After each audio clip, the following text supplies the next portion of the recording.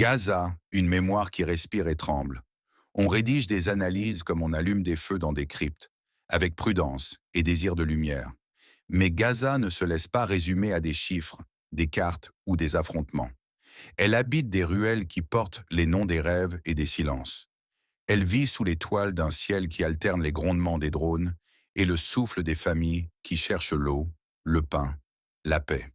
Dans cette ville matrice, où les murs semblent parler la langue du temps, chaque visage est une page où s'écrit la douleur et parfois une promesse fragile. Les habitants de Gaza survivent au des bombardements, du Israël qui constitue un véritable génocide des enfants, qui rêvent d'un matin où l'école serait plus qu'un refuge pour eux. Le texte prophétique évoque aussi l'apparition, au sein même de ce peuple de Gaza, de héros audacieux qui, selon l'intuition prophétique, pourraient mettre fin à des cycles d'injustice. Cette figure n'est pas glamourisée, elle se manifeste dans des gestes simples et bouleversants. Une voix qui s'élève pour parler des droits humains, une main tendue vers un voisin, qu'il soit gazaoui ou israélien. Une famille qui refuse de céder au découragement et cherche, même au milieu du bruit des armes, un silence pour rappeler l'essentiel.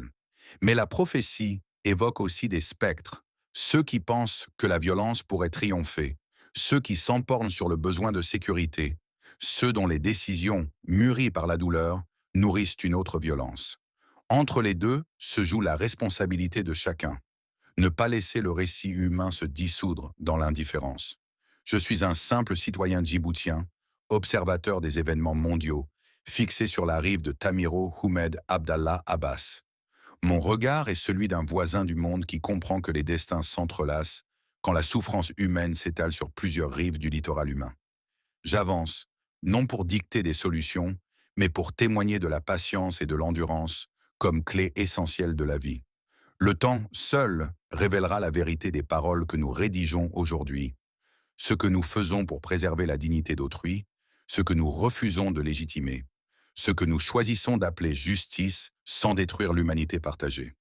La prophétie, même si elle se profane dans les interprétations, nous rappelle que notre pouvoir le plus grand est sans doute celui de ne pas céder à la facilité de la colère, et celui de tendre une main quand les murs s'écroulent.